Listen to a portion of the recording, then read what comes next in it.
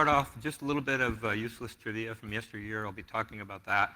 I'll be talking a little bit about how some things were discovered, the techniques I used to discover things, and then I'll probably going to be playing about maybe 5 or 6 minutes, even longer, of an actual blue box in use, recorded back in 1975. The audio tape is called Classic Tandem Stacking, and it's from wideweb.com/phone trips. Lots of luck in finding it. It's pretty hard to find. The website isn't that easy to get around, but it's called Classic Tandem Stacking. I'll be using excerpts from that audio file that was recorded by Doorbell in 1975. Doorbell was one of the original phone freaks that used to frequent the 2111 conference from 604 to 2111. So without further ado, let's go into what I want to talk about here. I want to talk a little bit about the Apple stories, starting off with when the Apple first came out. The only way you can connect your Apple II to a video display is through a video input connector to a TV set. Not all TV sets had video input connectors. The only other way to do this was with a modulator, which was a small device which you had to purchase separate from Apple that would allow you to be able to transmit your Apple screen to a regular TV set and turn it to channel 3 or channel 4, depending on where you're physically located at. This modulator was an additional device you had to buy separate from Apple.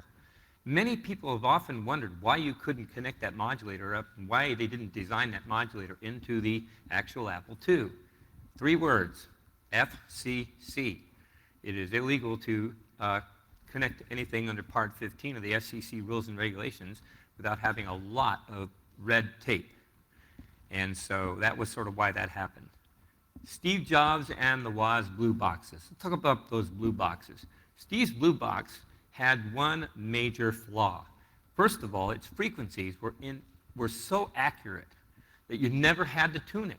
The problem is the waveform output was a square wave. And when you send a square wave into an analog phone system, things don't tend to work right. You've got to fiddle with that little acoustical coupler on your mouthpiece, get it just exactly the right distance apart, and maybe after 7 or 8 tries, your call will probably go through.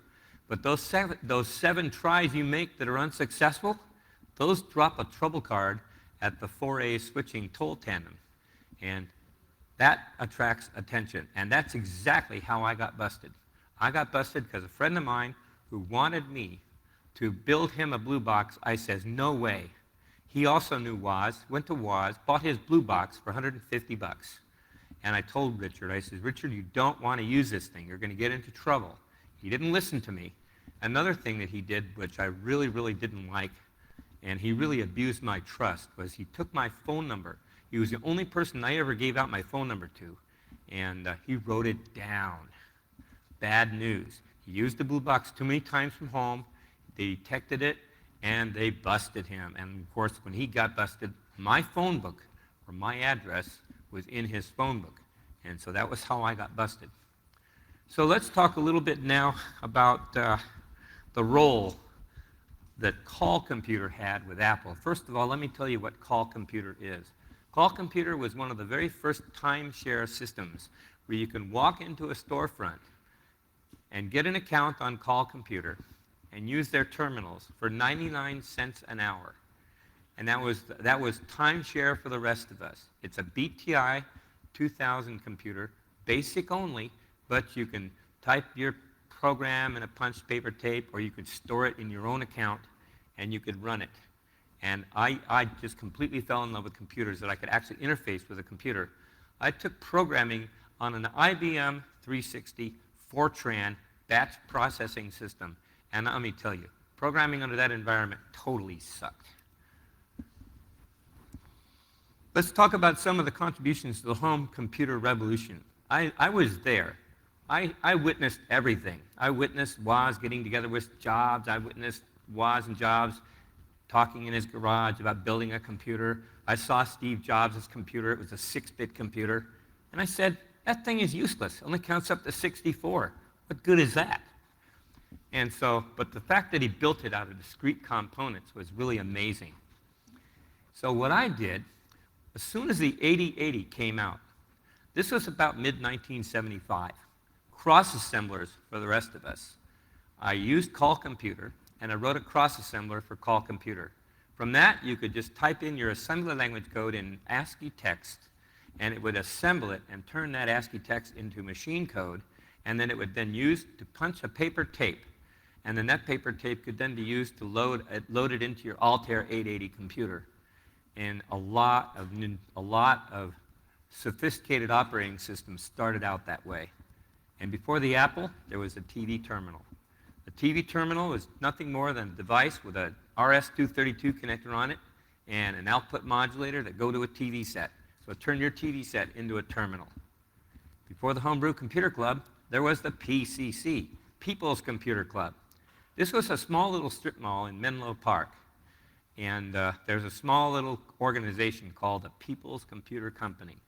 They had a PDP-8 there, and they were using EduBasic running on this PDP-8, giving children the first time an opportunity to sit at a computer terminal and play games, write programs, hunt the wumpus, or do what you normally do back in that day.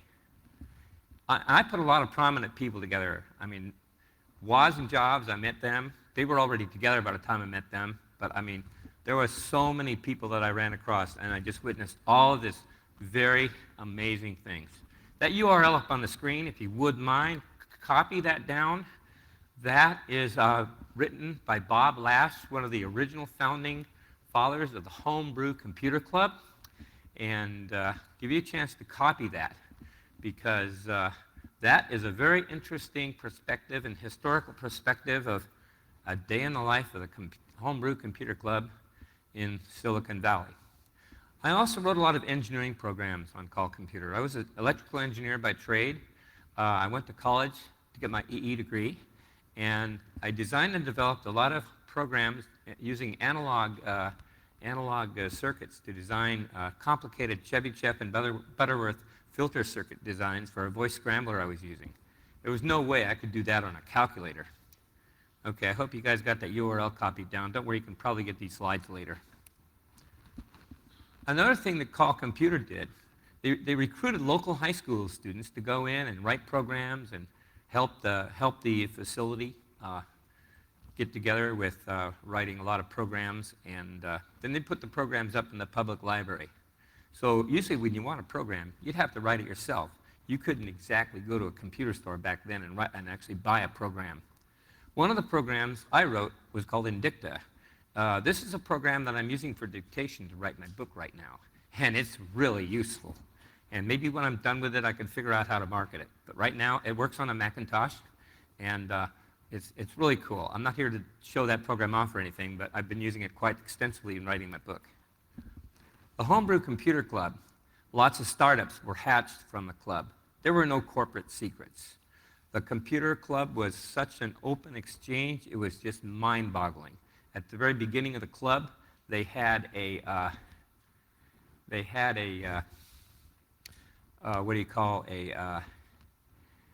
random access period and a mapping period. The mapping period started off with, if there was something you wanted to know about computers, you'd raise your hand, address the whole group, and you'd address the group, and then one or two persons in that group would raise their hand and say, yeah, I can help you. And then during the random access period, you could then meet and interface with that person to have him help you with some of your problems you have when you're building your first computer. It was one of the most amazing free exchanges anywhere. It wasn't until after somebody got a hold of a paper tape from Microsoft's BASIC, and Bill Gates wrote a scathing open letter to the Homebrew Computer Club, touting and so ticked off that they were making copies of this BASIC program and sharing it. Bill Gates didn't want to have anything to do with that. But it got out, and that's what got Bill Gates and Microsoft started. And Bill Gates actually was the first person ever to consider that programming was closed. Bad idea. As work went on, this was about 1976, Steve Wozniak approached me one day and said, how would you like to build a telephone interface board for the Apple II? I says, will I get paid while I'm developing it? He says, sure, you can work in my office here in Cupertino. And there was this little strip mall in Cupertino where Apple Computer had just one big room. And then off to the side was a very small little annex to Apple Computer where all of the really cool stuff was done.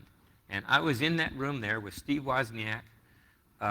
Randy Wigginton was one of the first high school kids. And actually, Randy was one of the persons who I actually mentored at Call Computer. And Randy now is still working at Apple right now. He's a chief. He's a big executive making tons and tons of money. And he's in charge of a lot of cool things at Apple. So what did this phone board do? It could just about do anything. It could send and receive any tones. You can map the two tones together. You can create any frequencies you want and match the two tones to make any digits you want. It could do just about anything. It could detect the difference between a busy signal and a ring. It could even recognize certain voice commands if you knew how to do it right. The biggest problem was it was illegal to connect it to the phone line. You had to buy a $30 a month device from Ma Bell to connect anything to the phone company. And it had all kinds of filters in it, and you couldn't do a lot with it. You couldn't control the hook switch. You couldn't control a lot of stuff in the phone. So it just made it impossible to use, which was one of the reasons why the phone board never saw the light of day. And I just recently talked to Steve Wozniak about 3 weeks ago and asked him, really, was that what happened? And Steve said, it was just a market decision that Steve Jobs made back in the day. But word has it that not only was Steve Jobs contacted by the AT&T and put a lot of pressure and legal pressure on not making that phone board see the light of day, but that's also the basic three reasons. Number one, it wasn't really a viable product, which I disagree. Number two, you had to connect it directly to the phone line in order to get it to work and do stuff you want it to do. And, of course, number three, it could be used for illegal purposes, or in other words, it could have illegal thoughts. So my attorney said during one of my trials for using it. It can also detect and send blue box tones, limited speech recognitions. You could ward dial and dial with over 30 different responses. It can detect another extension phone and, of course, evil thoughts. And these are the reasons why Steve Jobs didn't actually want to market it. However, I've got good news. I still have the phone board. It still exists with my friend in Sacramento, and it's the original board. It's my design, not the design that Steve Wozniak helped me with.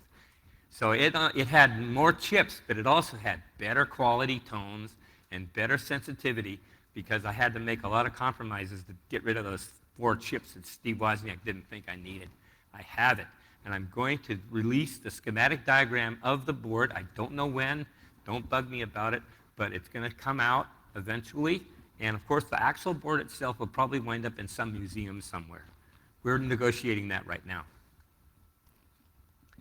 Let's talk a little bit about finding secret numbers. It is possible that I could go into any country. I'll give Russia as an example. In 1988, I went to the Soviet Union on kind of like a citizens exchange program. This was, of course, during the communist days when it was called the USSR. Very strict, very dreary, very drab.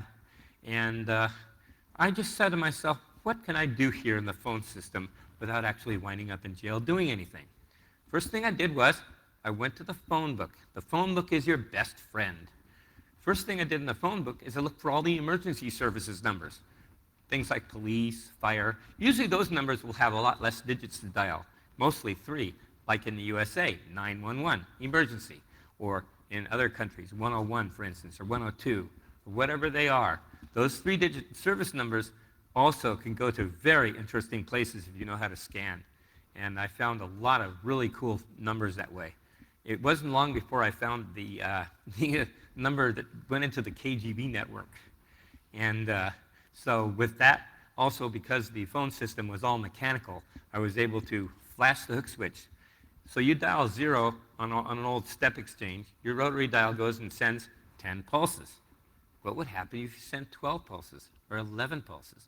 What can you get doing that? Well, you can get some very interesting things. Computer access numbers, of course, are very important to get. And you can find those pretty easily just by scanning. Companies will rarely hide their computer access numbers in their PBXs. So if you go to a company and see if they have a PBX, you could scan that PBX, and probably within about maybe 3 or 4 hours, you'll have all of their computer access numbers. You look for the unusual, and the phone book is, again, your very best friend.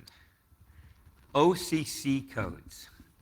OCC stands for Other Common Carrier. In 1979, 1980, AT&T broke up into smaller phone companies. US Sprint started offering long-distance service. Sprint originally started from actually the railroad system.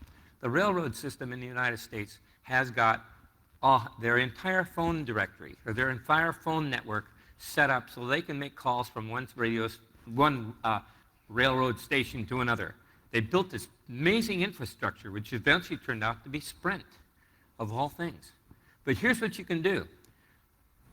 Let's say you have a credit card code. Okay, the hippies what they used to do is they used to actually take and give every year, the phone company would have a credit card code. The credit card code would usually be mapped to your phone number. Like if my phone number was 408-266-6666, then my credit card number would be 408-666-6666, and then there'd be a 4-digit number after that, and then followed with a letter. Well, it didn't take the hippies long to find out what those credit card codes were, and every time that credit card code every year comes out, I'd say within 2 or 3 months you have the code.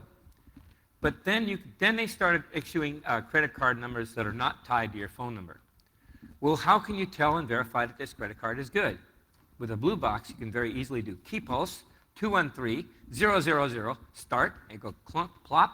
You're connected into a trunk, and then you key pulse your credit card number, and it'll come back and it'll say negative, negative, or it'll say okay, okay, and that's what the operator can use to verify that that credit card number is good.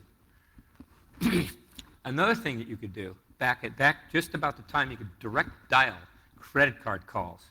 This happened around 1980 to 1981. You could dial 0 plus the number. Normally an operator would come on and ask you how you'd like to make the call. You could make it collect, you could bill it to a credit card number, and it's all manually done by the operator. Now, then, in 1981, they deployed a number called 0 plus a number. You follow that with your credit card number, and then the call would go through. And it would come back and say, Fong, after you dial the 0 plus number, say Fong, and it'll say ATT, and then you just enter in your ATT calling card, and it'll put the call through. But here's a really interesting thing. When you put credit card number is your 10-digit number plus a 4-digit code after that. But instead of using a 4-digit code, you use the ABCD trick.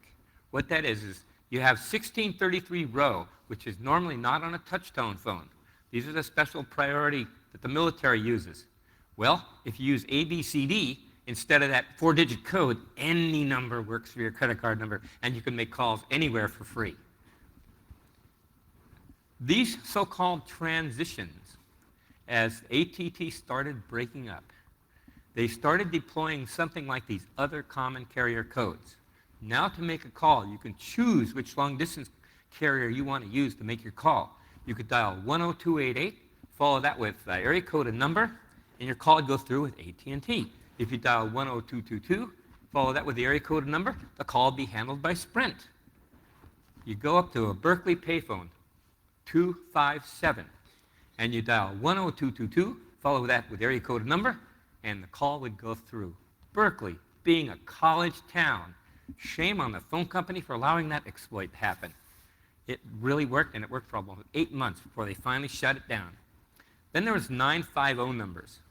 950 numbers were numbers with ring combination 08, RC08. What a ring combination 08 means, you can call numbers from payphones, and a payphone is just like a home phone.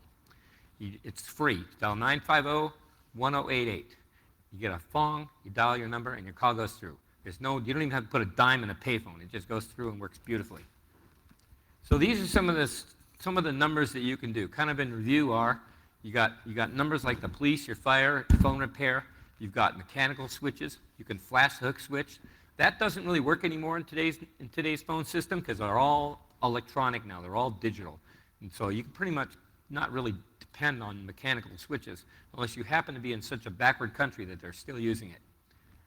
Recognition of what kind of error code you get when you make a call is also important. You make a call and it'll come back and it'll give you like a busy signal, or it'll come back and it'll say something like, we're sorry, your call did not go through. This is a recording, and there's a 4-digit number after that, like 2132. The 213 says that the 213 exchange area code trunk handled that call. The 2 is a number 14A that took that call.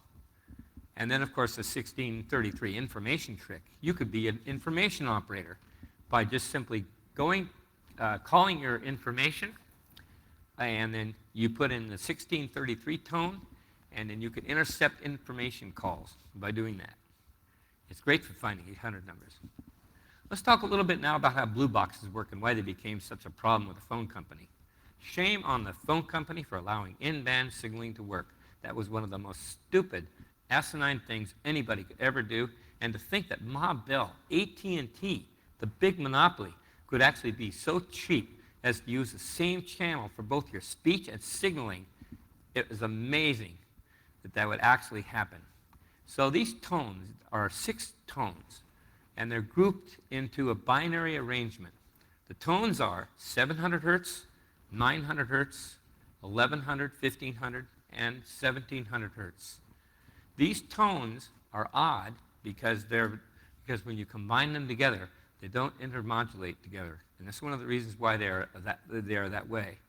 So to make a number 5 would mean you would have the tone for 4, which would be 1500, and the tone for 1, which would be 700. So 1500 plus 700 would be the digit 5. 3 would be 700 plus 900. Or 700 actually would be would equal the value of 0. 900 would be the value of 1. 1100 would be 2. 1500 would be 4. And 1700 is a special tone used for opening and closing your call.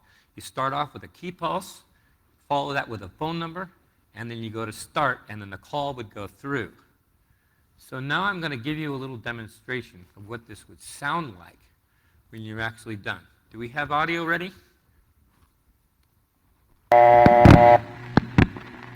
Dialing a number. Step-in numbers, old dial phone, you know.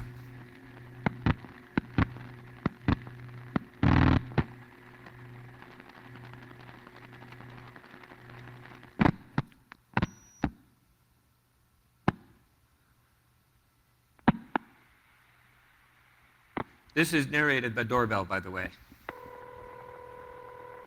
The number that's ringing at this point doesn't matter.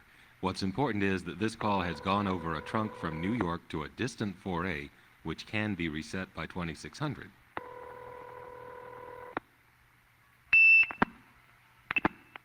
That's the supervision handshake, off hook, on hook. And now it's waiting for new digits, which Ben will supply. Those are not touch tones. What he dialed was 216-054-064. These are old routing codes. The network of the 1970s had routing codes for tandems in all major cities. The first code, 216054, is the routing code for Youngstown, Ohio. The 064 in the area code of 216 is the routing code for Canton, Ohio. Both of these are crossbar tandems. When Ben keys in this sequence, the 4A into which he is keying picks up a trunk to Youngstown, Ohio, and sends 064. That tick is the 4A cutting through to Youngstown, Ohio after having sent 064. Now what does Youngstown do with the 064? Well, it picks up a trunk to Canton, that's the code for Canton, but having been sent only the routing code and no digits to follow it, it simply dumps us into the Canton trunk without sending anything. In other words, it stacks. That's the sound of Youngstown, Ohio dumping us into a trunk to Canton. And that's the handshake from Canton. Canton, Ohio is now ready to receive digits. Okay, now you notice there that the first time you heard a handshake, there was just a very short little chirp. That chirp was 2600 hertz tone. The second time, it routed to the stack there. If you notice, there was two chirps very close together and almost hard to detect. I just wanted to point that out because this is basically the whole concept of how you could stack tandems. Stacking tandem is something that really caused the phone company major headaches. That's 054064. This causes Canton to pick up a trunk to Youngstown and send 064. Now we're in Youngstown again, which stacks into Canton, and then Canton gives us the handshake. 3 this And time. we'll do another 054064. Now we're in Youngstown again. Youngstown stacks to Canton. That's the handshake, and here we go again. Same digits. Youngstown, Canton, handshake. Now the connection has gotten so long that the handshake is all you can hear. Now on that supervision flash, you could really hear multiple links, both on the off-hook and the on-hook. He's going around again. That was such a short flash that you didn't get to hear all the on-hooks. So there you have what it would sound like when you're actually stacking tandems, which is kind of cool, actually. This is a little bit of a procedure of how you actually do this, placing a call. Normally what Doorbell did, he was just dialing a normal 7-digit number. He paid for that call. He didn't really defraud the phone company when he did that. He was just basically demonstrating what you can do and how you can actually take two number 1 crossbar switches and kind of interface between them by going from one to the other, back from one to the other, and you can loop as many times as you can. Eventually what happens, the connection gets so bad that the tones that go through aren't really going to be registered anymore. And you can get about, I think the biggest record was, 30 or 40 links. Now there's another way of stacking tandems too, which is a little bit more, with a little bit more finesse. I actually developed that technique by understanding how the bandwidth of a phone call is.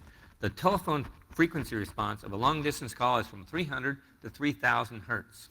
2600 is just up at the upper edge of that bandwidth. If you happen to send a 3200 hertz along with the 2600 hertz, there is one little technology that the phone company put into their network that will actually prevent you from disconnecting your call if you have a very high-pitched woman on the phone talking. Okay? And so to prevent that from happening, what they've done is they put a system of electronics together called a guard band. What guard band does, guard band basically, if there's any other frequency besides 2600 present in the audio channel, then that 2600 will not trip the call and disconnect your call. And many, many people have complained initially when they first put the system together that they were getting disconnected. So by exploiting this limitation in the guard band, what you can do is you can put 3200 hertz along with the 2600, but your 3200 hertz level, you need to be able to adjust its volume, but leave the 2600 volume exactly the same. So when you start your call, you keep your 3200 kind of low, and each time you bloop through, you can push yourself forward each time, adding a little bit more 3200 to guard that band, and you can go through and you can hop from hop to hop. So at the end office, because when you drop the call or trip the call, you're not going to land locally anymore. You're going to land at the distant trunk, and you keep pushing yourself forward, and I pioneered that technique. You can only get about 10 hops out of it, but you're not just restricted to just using number 1 crossbars. You can do it with any network, and that's what made it very powerful. So after sending the 2600 hertz tone, you listen to the handshake, you do key pulse, area code number start, and that's how you make a call. Now, how did the Esquire magazine article came to being? There was this guy, Don Ballinger. He was like one of these mafia type persons. He built a blue box. He was using information number to call. He would call 555-1212 numbers. If you do area code 555-1212 and call information operator, that's a free call. But when you call information operators, when she picks up the phone, you don't get that on-hook signal or off-hook signal. It just shows still that it's on hook. So if you make the call with 555-1212, all of a sudden you see a lot of 555-1212s on your bill as completed calls, which are never supposed to happen. You get busted pretty quick, and that's how he got busted. He went and contacted one of his buddies, Ron Rosenbaum, who wrote the Esquire article. And then it was Steve Jobs that basically talked Wozniak into making a blue box. Woz complied. He made a blue box, but he didn't know the frequencies because the Esquire article would not give you those frequencies. So all Steve did was went down to Stanford University, got the Bell System Technical Journal, and there's where the blue box tones were, right there for all to see. Again, a really stupid mistake on that part. Well, in 1964 to 1968, I joined the U.S. Air Force. I got stationed at probably one of the most worst places in the world to be. I mean, this place was a real shithole. Way up in Alaska, way above north of the Arctic Circle. I got stationed up there for a year. And I occupied myself by hacking the military phone system. They have their own separate phone system, totally separate from the civilian system. But I can call bases that are close by, that are local call to San Jose. One of them was Almaden Air Force Station, which is a big radar system set way on top of a mountain. And I could just call them and then ask that switchboard operator to connect me to a local San Jose number. And that's how I can make free calls. But other than also, you can also do a lot of other things with the Audubon. You've got different flash and priorities. Like you've got 3 levels of priority. You've got priority, you've got flash override. That's the highest priority. And once you put a call through with flash override, man, everybody wakes up. So it's all internal military phone system. They thought there was no way that you can go from the civilian network to the military. Wrong. There are 2 points, one at Nicholson Creek, Alaska, and also Murphy Dome, Alaska, which uses the same trunk for both military and civilian use. All you had to do was you just had to come in at the right trunk level to do it.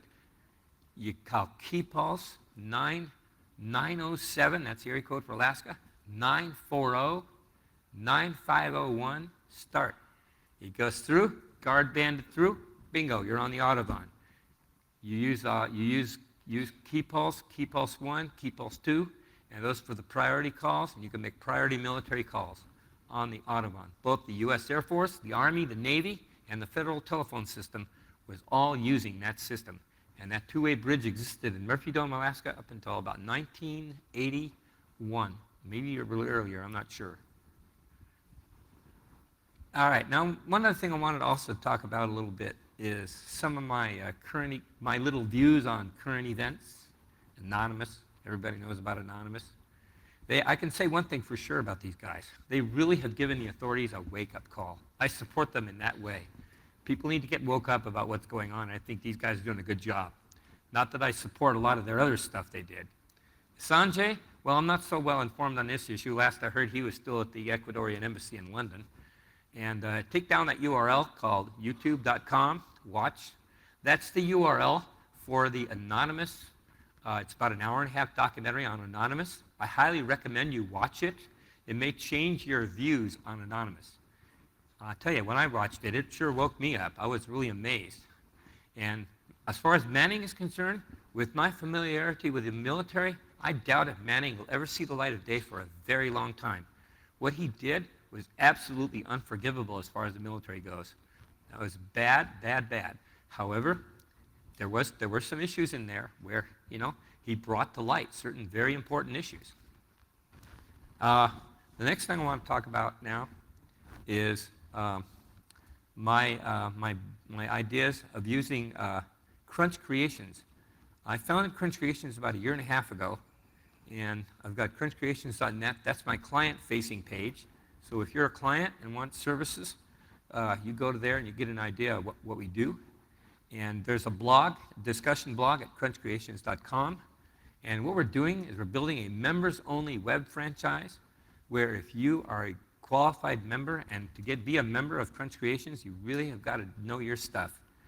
So far, about 20 Indian programmers have applied, and all 20 have failed miserably, because this is how strict we are. But if you're really good and want to get involved in this kind of aspect, I highly recommend it. We're building a really nice web franchise where people can collaborate with businesses and do contact work with very large projects.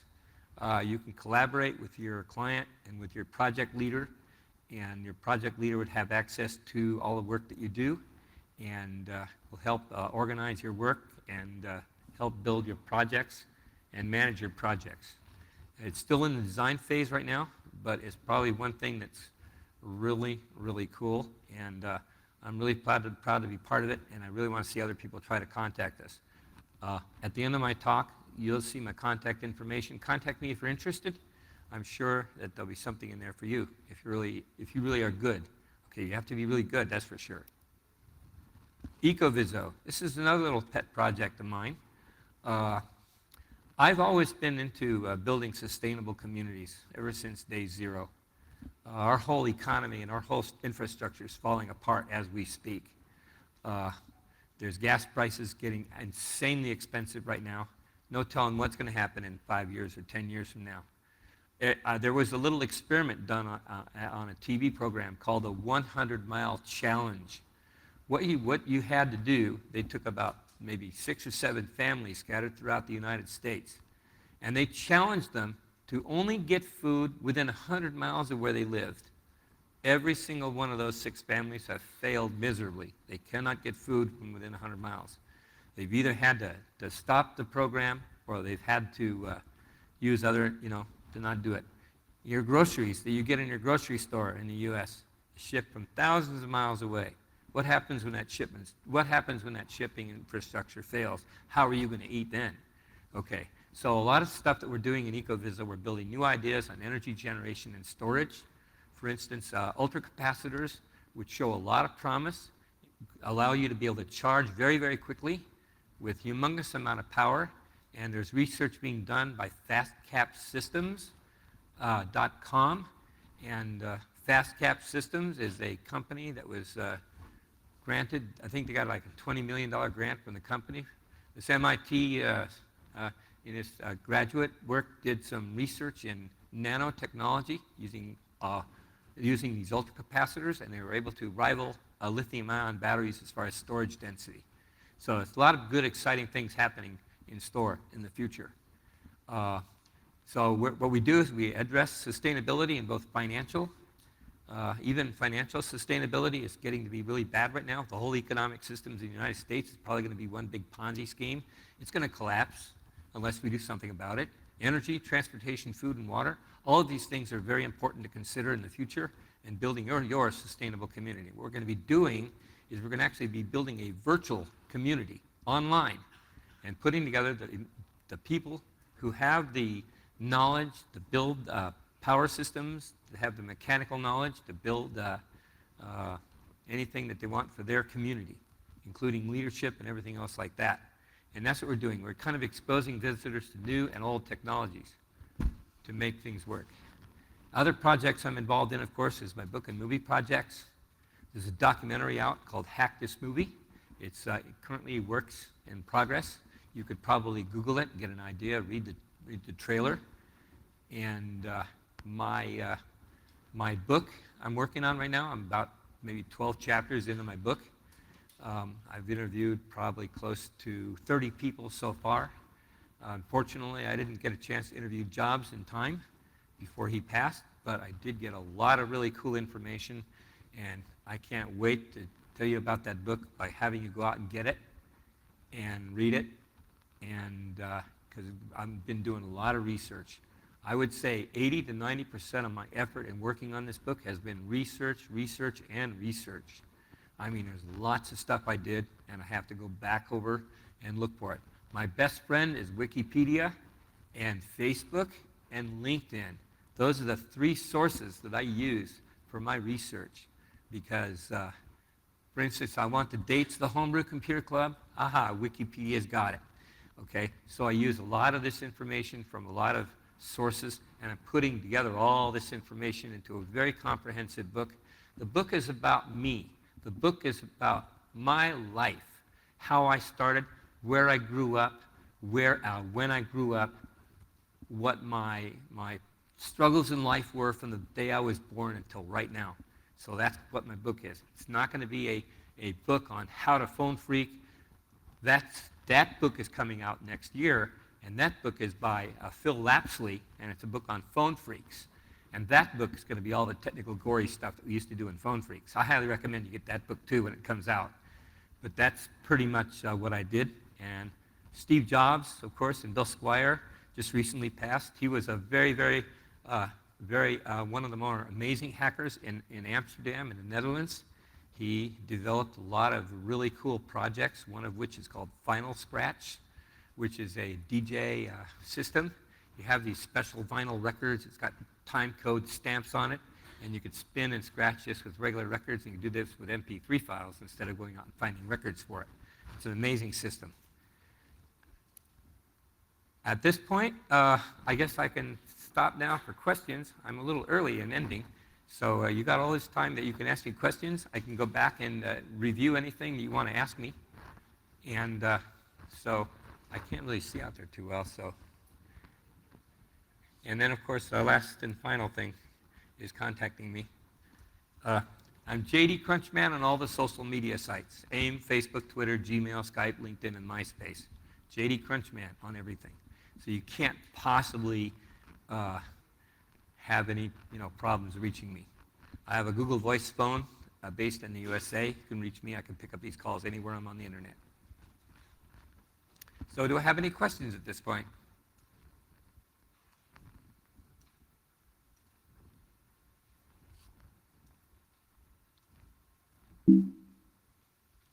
If you guys want, since in this time remaining, I can go back and play some of that tandem stacking thing.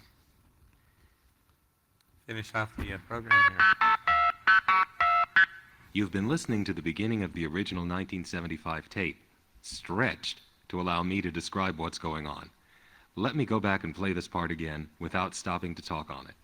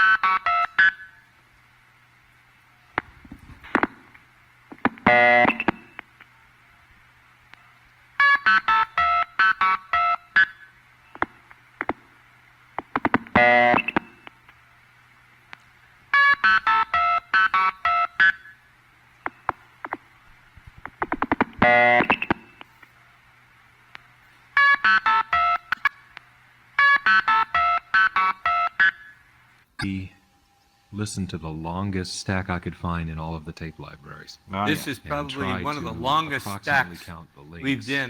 Toward the end of this tape, I'm I just should going to let it warn play you through. that there are a few of what I think are non-SF links in the middle of it. Mm-hmm. And so I'm not... Do you know what the path was? This one he didn't record the setup. Ah. He just, stacked it up and then I'd said... love to know where he went. Yeah, I would too. This is an amazing tandem stack. It's very long. You'll hear my flash through, and then my disconnect. Listen to the echo. Echo? Echo? Ben, how are you? I have my lines tied. Oh, this is amazing. Amazing? Okay, let's flash through. Stand by. We're now on the receiving end. Let me flash from the calling end with 26. He did this with two phones. He could switch between the two phones. Unfortunately, one of his links is not ringing forward, so that actually isn't going all the way down the line. All right, let me do it again.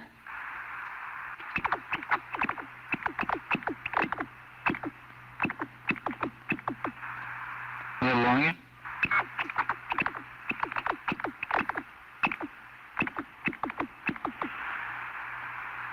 Okay, let me flash this side.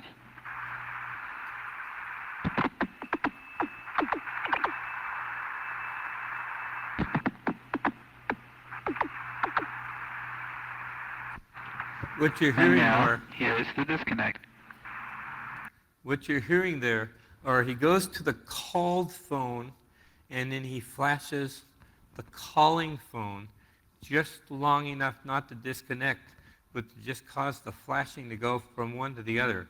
So what happens is, on one line, it goes from being really, really weak, getting closer and closer and closer and closer. On the other phone line, it starts really, really strong and getting weaker and weaker and weaker and weaker. And so you're actually seeing it from both ends. And then this is going to be part of the disconnect of one of the largest tandem stacks we did.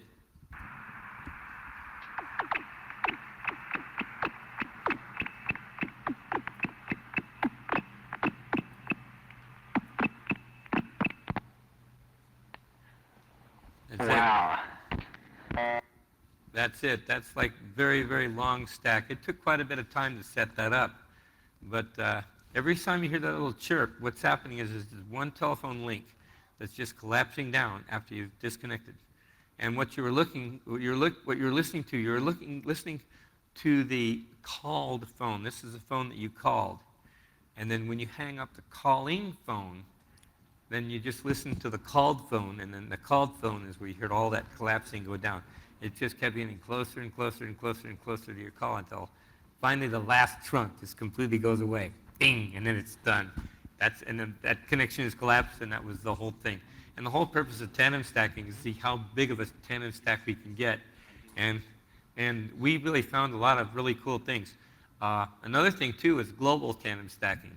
Global tandem stacking is where you're actually stacking with overseas lines. Like in the UK, they use 2280 hertz for their in-band signaling. And so, but in the UK, they don't have 6-digit translation. So you have to know, in order for you to call from area to area B, you have to know what area A code is for area B. Because if you're over in area C and want to call area B, you can't use the same code. Every area you have within the UK has got a different code to do. And until then, they went and they standardized things. They called it STD, subscriber trunk dialing. That was the first time that standard codes became in use in the UK that allow you to call from one city to the next. And their signaling used 2280. In Australia, they use 600 hertz. So by using these different tones, you can go from country to country, and you can hop around inside this country. Then you can zap over to another country and hop inside that country, zap back into the United States and hop in there like that big tandem stack you just heard, and then go over to Australia and do something over there, and then disconnect the call. We did that, and I'm telling you, it was amazing. The quality of the audio was so bad, you just had to shout to hear what you were doing. Call the next phone next to you. And let me dispel a few little myths here while I'm at it. Okay. John, we have a question. Yes, back go there. ahead. Hi, John. Yes. A question for you. During a speech, you mentioned that modern systems, they use tones. More what? Modern systems, modern phone systems, right? Yeah. Yeah, especially in modern countries. Yeah. They use tone systems. I think you would be happy to know, in some countries, including Singapore, the pull system is still on. Like, I live in Singapore, and I plugged old phone, which is using pulse with a circle. I plug it in. I was very surprised to hear the tone, and actually it still works. So you hear the 2600 chirp then, right? Probably. I'm not expert. I'm just trying to give you an idea that. Well, it doesn't surprise me. I'm sure there are still countries that use in-band. Yeah, so probably they need to support it. So it's just an idea for you. Probably you can still play with the old system, but at the same time, the tone new system, right, it become more complicated. You have more stuff to play. You have complicated computers. So I guess it's a big playground for you if you're interested to explore. That's very interesting. You didn't happen to have any recording any of that, did you? What's that? You didn't happen to record any of that, did you? No, I didn't. Okay, I would have liked to have heard that tape if you did. I could probably help you analyze it. I think, as far as I know, there are places in Belize, which is in Central America, where they still use in-band signaling. So as I was saying earlier, let me dispel a myth or so. A lot of times in maybe the Esquire article, maybe some articles, they say that I talk on one phone, there's a 15, 20-second delay or a minute delay before I hear the voice coming out the other. That was really not a minute delay. It was just a couple seconds, probably about maybe 3 or 4 seconds delay, because these connections were pretty fast. But the delays, it's just the quality of the connection was just so bad. And just to see how you can just push the audio and push those old funky step exchanges into something that can be just amazingly interesting. And the fact that we were able to do this with analog instead of digital kind of like makes it for a really cool thing.